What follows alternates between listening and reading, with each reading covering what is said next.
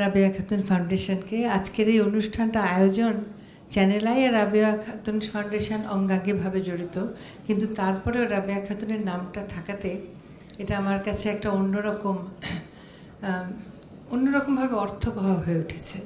কারণ রাবেয়া খাতুনের সাথে আমার একটা অলিখিত অসমবয়সী বন্ধুত্ব ছিল, একটা অসম্ভব শ্রদ্ধার সম্পর্ক ছিল। এবং রাবেয়া খাতুন, রাবেয়া খালামা বলতাম আমি, উনি যে কোনো কারণেই হোক আমার সাথে খুব ওপেন ছিলেন।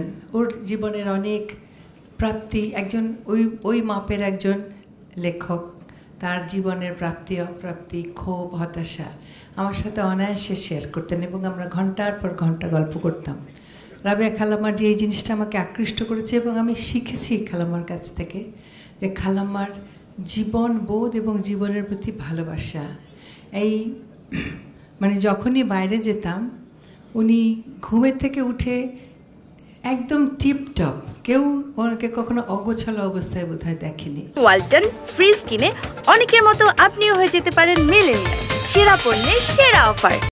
এই কতগুলি জিনিস আমি খালাম্মার কাছ থেকে শিখেছি, যে মানুষ সুন্দর থাকা মানে অন্যদেরকে একটা আনন্দ দেওয়া, তার আশেপাশে যারা থাকে তারা ভালো বোধ করে যে এই মানুষটা এত টিপটপ, এত ধীরে সুস্থে আস্তে আস্তে কথা বলতেন, কিন্তু কোনো একটা অপ্রয়োজনীয় বা অপ্রাসঙ্গিক কথা কখনো ওনার কাছে শুনিনি।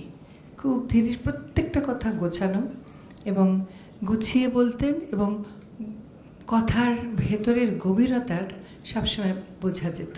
সেই কারণে আজকে মনে হচ্ছে এই অনুষ্ঠানটায় যে খালাম্মার একটা আশীর্বাদ বা দোয়া এই অনুষ্ঠানটার মধ্যে আমার সাথে আছে, আমাকে ঘিরে আছে। আমি জানি যে খালাম্মা থাকলে খুব খুশি হতেন।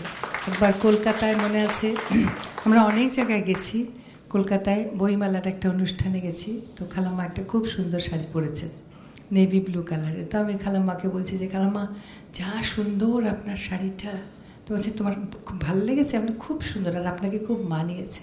ঢাকায় ফিরে এসে উনি একদিন গাড়ি করে দেখি ওই শাড়িটা আমাকে প্যাকেট করে পাঠিয়ে দিয়েছেন। এই যে স্নেহের একটা সাংঘাতিক ব্যাপার ছিল খালাম্মার, সেটা আজকে আমি আবার নতুন করে অনুভব করছি।